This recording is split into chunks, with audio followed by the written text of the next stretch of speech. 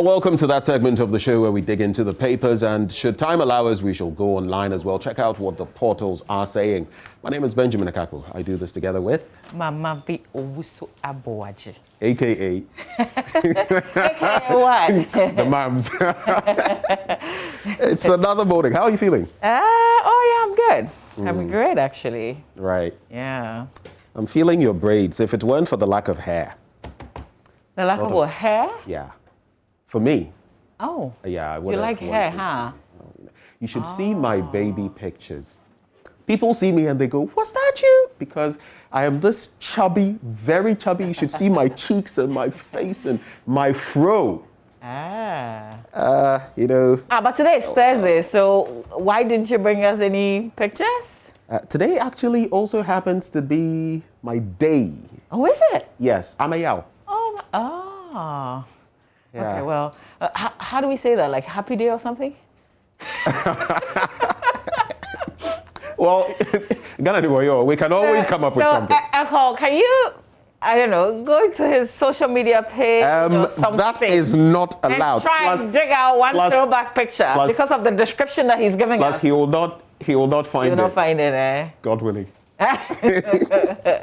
Well, this morning I have, let me just say that out, at the Daily Statesman newspaper. So I have the Daily Graphic, the Business and Financial Times, and the Daily Statesman that I'll be looking at. What papers do you have? All right, I've got the Times, the Daily Guide, the Custodian, the Daily Dispatch, and the Business Finder. It's just the finder that turns business on Thursday. So these are the papers that I have.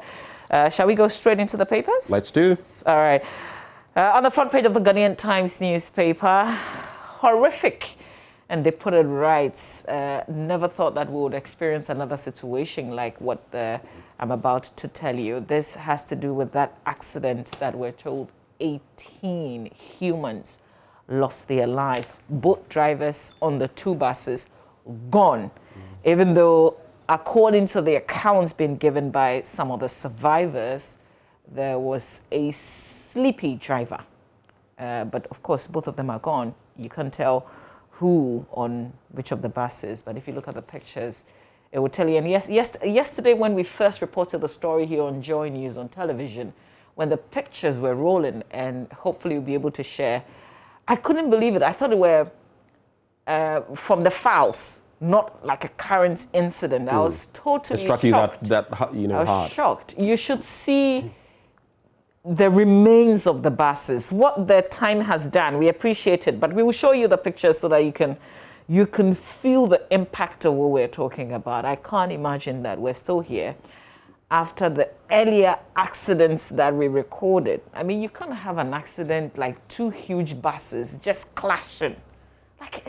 It obviously tells you there was something amiss, but the bit about a sleepy driver or a driver sleeping, in recent times, it's not the first we've heard. In very recent times, this would be like at least the second we've heard of such an instance with a driver who supposedly was dozing off behind the wheel. Because these are two different lanes. You don't have drivers or buses colliding head on like that. So it obviously means someone veered off his stretch of road, and this is the result. The last time I was talking about logbooks and the rest, especially when we went to Ashaiman, the lorry station, and we're interacting with the NRSA, the DVLA, among others, and I made mention of the fact that we need these logbooks to ensure that people, when they need to sleep, they are sleeping the requisite hours. And I was told, for example, that some such initiative had started, but there's a problem of illiteracy and some people not knowing what to fill and all of that. And of course, implementation, ensuring that people are doing the right thing. But until we start doing these in other parts of the world, it is there. And if you don't log and if you don't transfer to someone else to drive, you're going to be in hot waters. And until we do such things, people are going to continue dying. Yeah. People are tired and they are driving. Yeah. We'll have a full-blown conversation on the AM show on this issue. Back on the front page of the Ghanaian Times, though, on the ongoing election petition, Supreme Court dismisses petitioner's application. Also, NLA KGL technology set to roll out digital services to generate revenue. Two Adan youth groups chiefs throw weight behind Song Assault projects. And then if you go to the page 3, where they usually would have the crime stories. 59 Okada riders arrested at Adenta. This was part of an exercise which sought to clamp down on criminal activities. It was conducted at Adenta Housing Down Survival School Junction area, Frafraha Ayimensa in Adenta Aviation areas. The PRO of the Accra Regional Police Command said at about 5 a.m. on January 3rd. Okay, so this was last month. Okay, there's more in this report. I guess if you're interested, you can check out the Ghanaian Times. In the center spread, the Ghana Association of Medical Laboratory Scientists, they've asked members of the public to follow due procedures in assessing the free coronavirus disease tests in public laboratories as announced by the government. All right, so in a statement that they issued yesterday, they welcomed the directive by the Ministry of Health in the belief that, quote, prompt and regular testing to identify cases to facilitate management, quarantine and isolation to curb further spread is key to winning the fight against the COVID-19 pandemic, unquote. However, its preferred guidelines for which the public must follow in order to fully benefit from the offer. I'm not sure I'm reading this right, but they give some further guidelines in this. And then is it Nibima? I call it. What's the local name you said? Is it Nibima? No, you. I pronounce it Nibima because usually Nibima is. It sounds anglicized for me because of what I know about phonetics. Our languages are not very phonetic. We pronounce things, they are flat. Okay, Kofi. So let me follow your pronunciation. Nibima. Nibima, okay. It's only approved for phase 2 clinical trial on COVID-19 patients. There's some clarity to this matter. So the Kwame Nkrumah University of Science and Technology has cautioned the public against use of this medicine that Ben mentioned, Nibima. The school, in a statement signed by its PRO, clarified the approval of the herbal medicine by the Food and Drugs Authority was only for a phase 2 clinical trial on COVID-19 patients and not for public use. You see, that's the problem. If it's not for public use and you announce it publicly, then there is a problem. You know, the Malagasy cure is on my mind right now. You remember they came out and, cited the fact that the world was not accepting this cure, miracle cure they had. And eventually we found out that they were going down with the disease. But I was actually interacting just yesterday with one Dr. Lawrence and Professor Mutuchelu. They were actually at the helm of, this team that investigated this. The scientific name is a mouthful, so I'll just stay away from it. But quite some interesting bits there when you read their report about, herbal remedies across the world. You remember some of those components? For example, in the United States, hydroxychloroquine, how it came to the fore, especially under Trump, and then was debunked and all of that. So here's another one, but at least the FDA giving us a very positive highlight. And when you look at the dynamics of this, supposedly it has some agents that counter the virus in terms of, some of it's attaching to certain cells and, reproducing and all of that. So let's see how things pan out as we continue to engage the scientists on the dynamics of this drug and what exactly we can use it for moving forward. When the product is already on the market and you come and make an announcement that you've got approval for something, obviously people won't take their time to understand the details of it. They'll just rush for it. Well, following the surge in our COVID cases, the Anglo Traditional Council has postponed Rawlins's final funeral rites. There was another one set to happen in my hometown, but it's been postponed. So take notice. Some sports stories on the back page. Anglo babies in the building. Yeah, man. All right, that's it for the Times. Well, let me get into the Daily Graphic now. Election petition, Supreme Court dismisses application to inspect EC's documents. This is what, the fourth one so far? So we had the one about interrogatories, then we had the request for a review, then there was the one that followed, and now we have this one too that has been turned down. But when it comes to court cases, don't read too much meaning into these, because as a court case goes on, usually what you see isn't what you get at the tail end. But pictures there of Chachu Chikata, lead counsel for the petitioner, just Justin Amenuvo, lead counsel for the first respondent, and Akoto Ampao, lead counsel for the second respondent. Carnage on our roads. 19 perish in Buipe-Tamale crash. We started talking about that, and later on the show, as we engage the National Road Safety Authority, we'll be digging into what exactly this means, what the dynamics are, the number of people who lost their lives last year, and what we can do to forestall similar incidents this year. We've already lost a number of people this year. Graphic man wins 1.42 million Ghana cedi lottery, highest jackpot in Ghana's history. And he was surprised because he only, put 50 Ghana cedis on it and got all this money. And he was saying he never really expected it. In fact, it comes with an additional 20,000 Ghana cedis because of this master stroke of his. He's with the marketing department at the Graphic Communications Group. How much is that again? 1.42 million Ghana cedis. Ooh. Mm-hmm. Have they paid? Well, per the story, he has a check in his hand, a dummy, so I would want to assume. That's what a dummy.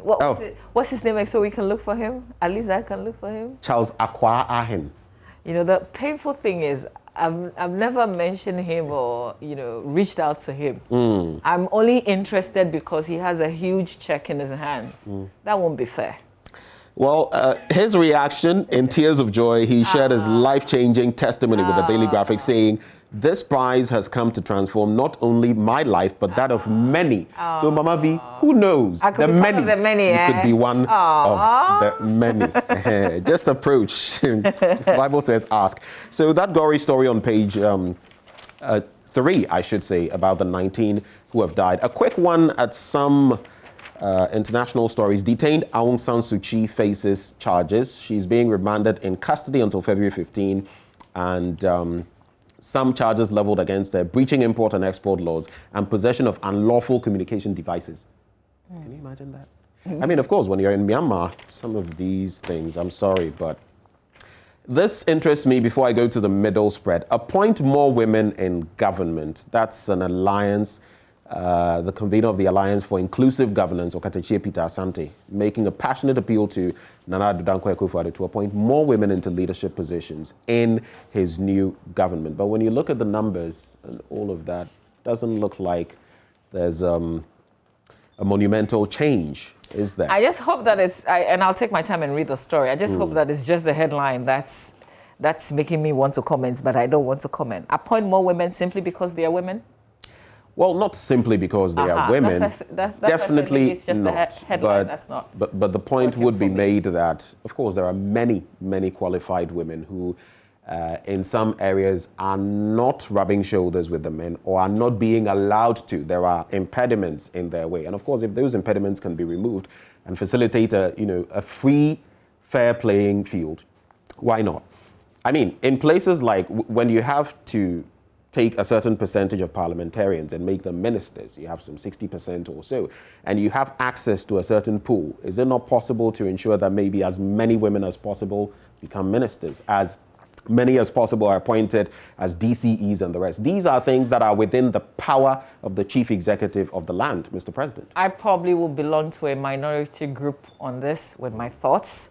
I would say appoint people who can perform, irrespective, whether they are women or men.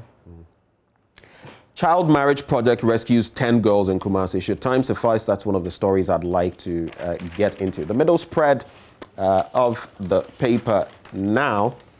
And of course, there's also talk on page 17 of Parliament releasing dates for the vetting of appointees. It's a matter we're digging into this morning on the show. Middle spread, public officers cited for corruption to be referred to AG.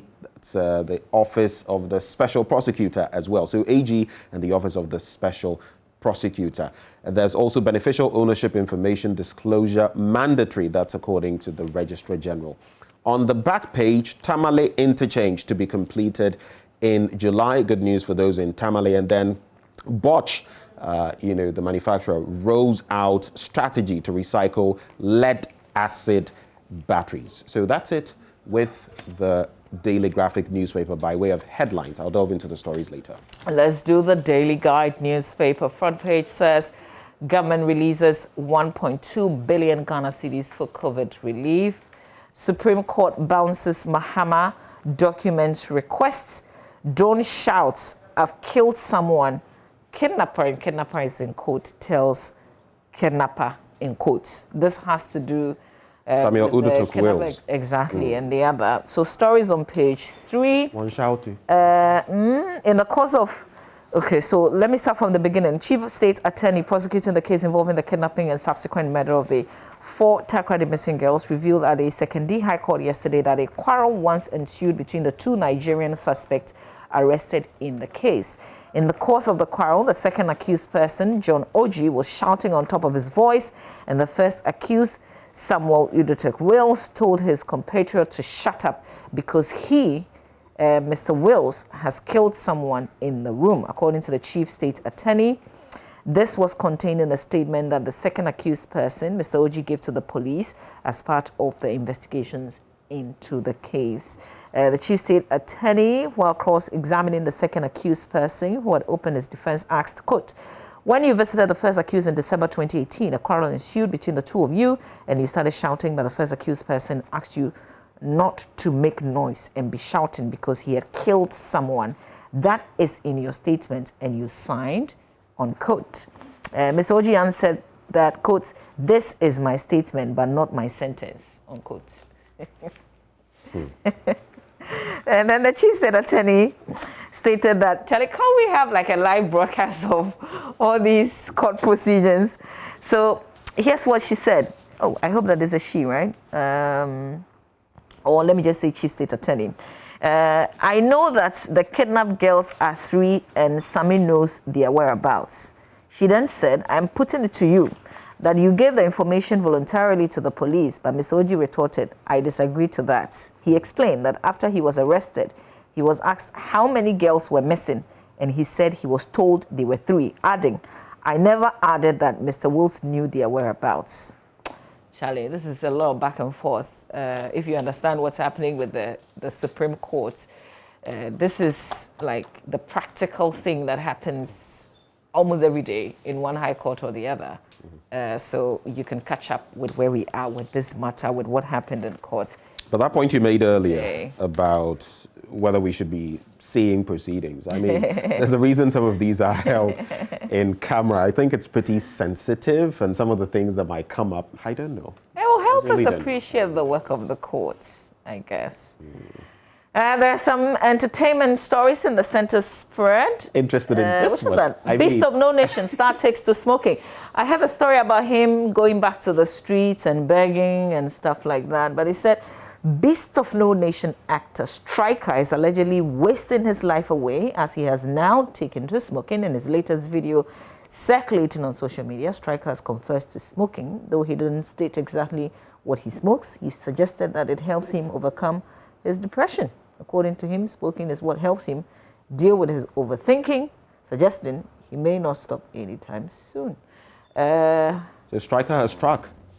Yeah. I mean, he got to that huge stage with this movie, and then, you know, back to square one. It just tells you how things pan out. What's the name of the other? You know, there was another one who very popular. Abraham, who ended up in that Spider-Man movie. I mean, very brief, but he at least seems to have made something, even got into Hollywood proper. It's been a while we heard from him. He's in the States.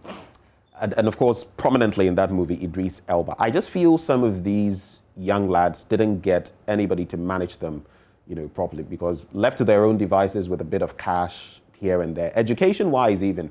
I think it was the same Striker. They put him in school, and then he got out, and plenty things. Or somebody managing him, he has some disagreements with him, some public stuff. At that age, they are very impressionable, and they need someone to guide them. I think he's simply not got the right influences. I think so. Smoking and hitting the streets. Yeah, now he's begging.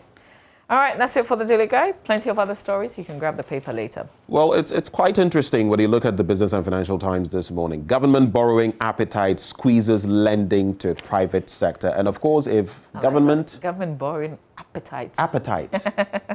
Just borrowing, no. What blood tonic is government taking when it comes to borrowing? Anyway, so it's squeezing lending to the private sector.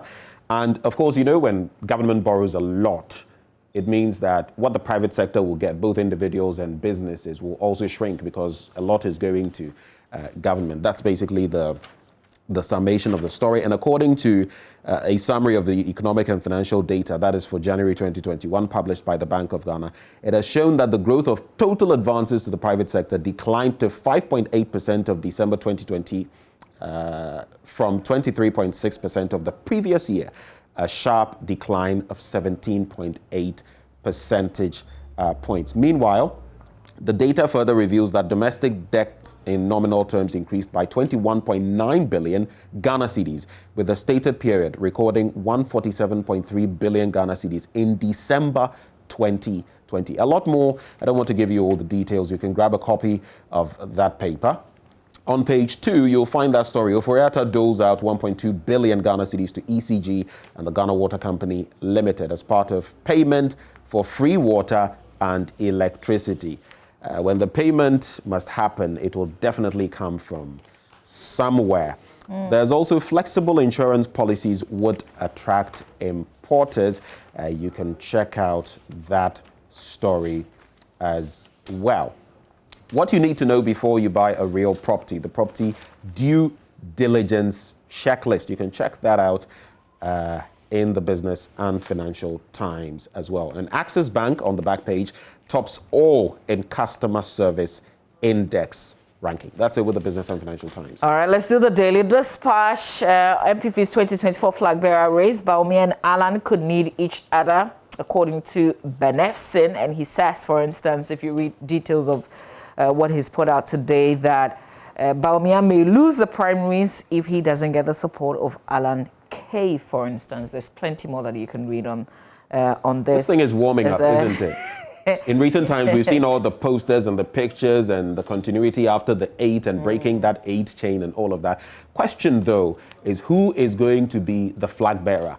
And some have said that, Alan, with his history with the party before the current vice president came, is not going to want to cede and become number 2 spot or take number 2 spot now, though he is not vice president.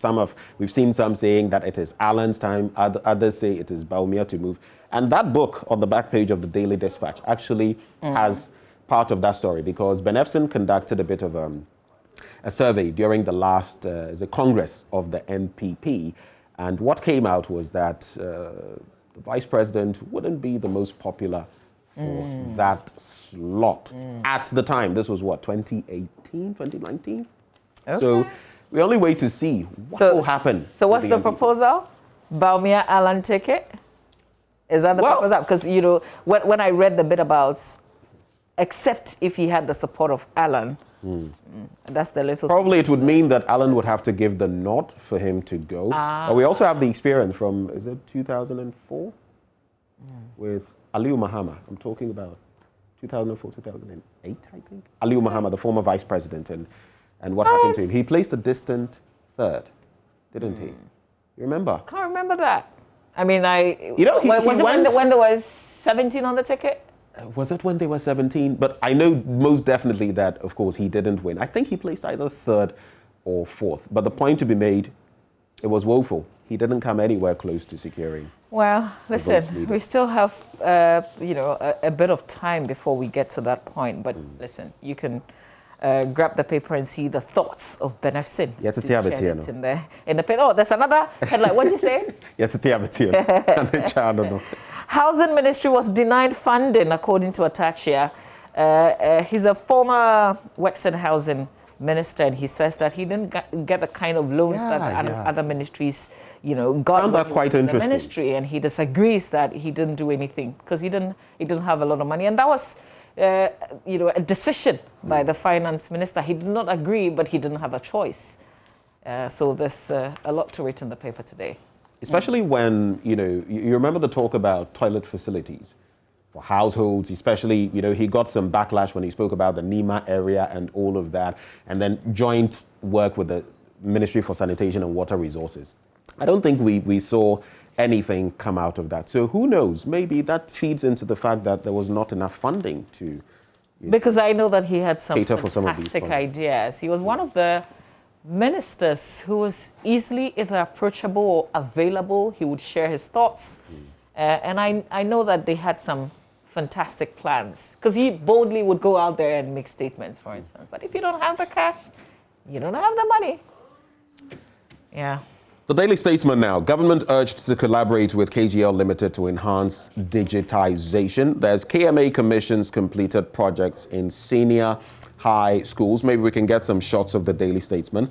Mahama suffers another blow. Supreme Court dismisses application to inspect EC's documents. And there's government pays 1.2 billion Ghana cedis as indicated earlier. When you go to page 5, there's a story there that is of interest. Why are the Chinese allowed to fell Ghana's neem tree for export? We're talking medicinal value, how worrying it is that the Chinese are hewing down the entire, well, maybe not the entirety, that's how the paper puts it, neem trees and shipping them out of the country. It takes years for neem trees to grow to the size of their current state as are being cut down by the Chinese. What could be the reason for Ghanaians selling neem trees for cutting down by the Chinese? It's a bit of an article by one Roxanne Adolfo. So, approach it as such. It's an article. It's a piece by Roxanne Adolfo. When you think of Rosewood and what has happened, I mean, in recent times, this would give you some cause for concern. There's also thinking about the Chinese, so to speak, taking over Ghana. Check out that article and make of it what you will. When you go to the center spread, KMA commissions completed projects in senior high schools, and it talks about how the Ashanti Regional Directorate of the Ghana Education Service has recorded at least 5.6% increase in enrollment of students in senior high schools since the start of the MPP's free senior high school policy in 2017. And of course, on the back of that, there was need for more schools to be built. You can check out that photo there of a 3-story boys' dormitory at the Kumasi Technical SHS. On the back page, Man United 9, Southampton 0. That is not going anywhere anytime soon. How do Ralph, Masa, or how does... Dead news. How does Ralph Hassan Hotel's side recover again? They are saying that two referees, the one who refed their match against, was it Villa or Fulham? And the one for Manchester United should not ref their matches again. But the question is, what did the refs do to them? That same referee denied Man U about 2 penalties. So it's all in there. So that's it for the Daily Statesman newspaper. Okay, last paper, but let's... okay, no, I can drop this. So go ahead. They're carrying the same headline. I was just going to talk about the Momo transactions. So if you look at the Business Finder newspaper, it says Momo transactions hits 569 billion Ghana cedis in 2020. Thanks to, well, there are negative aspects of everything, but there are also some positives. But this is due mainly because of the situation with the pandemic. The festivities and all, a lot of people are having a lot more transactions. One of my colleagues said she couldn't remember the last time she bought a scratch card because she uses the Momo to do it. And it's enticing because when you purchase credits from there, some of the networks give you extra bonuses and all of that. So it's much more enticing. All right. So there's a lot more in terms of the number of people registered on mobile money, which is at 38.5 million people. Active mobile money accounts hit 17.1 million at the end of December 2020. More of these kind of statistics in the paper today you can grab. Ben? Well, I'm going to veer away and do this story as promised from the Daily Graphic. Child Marriage Project rescues 10 girls in Kumasi. Think of 16-year-old Safia Ahmed, who was married off to a middle-aged butcher in the Ivory Coast in contravention of Ghanaian law on child marriage. A resident of Asawase, a community in Kumasi, Safia had then completed junior high school and became convinced that her dream to pursue senior high school education would not be fulfilled. After 2 months of unbearable sexual assault, Safia managed, with the help of some Ghanaians she chanced upon, to escape back to Ghana. And these are some of the cases that the DOFSU has been handling. It's only based on a tip-off that they were able to rescue Safia. So there's a child marriage project that is on I Am a Child, Not a Bride, and they are ensuring that, together with the United Nations Population Fund, adolescent girls program, that girls like Safia are not, placed in such situations, so to speak. You can check out more details from the story as Superintendent Susanna Derry sheds light on the matter, but a very great worry. And I think somewhere they cited some places where this has become a big problem in Kumasi. Asawase, Abuabo, Sawaba, and Edukrum, all communities in Kumasi, noted for a high incidence of child marriage. And you know why a lot of them get into this? Poverty, and more. Yeah. In Sembibri. Yep, absolutely. Okay, this is where we have to end it. We've got plenty of stories on myjoyonline.com. Coming up next, we've got sports. There was a scare with Barcelona in Spain yesterday, but they managed to, go through. Granada showed them a little pepe, small pepe.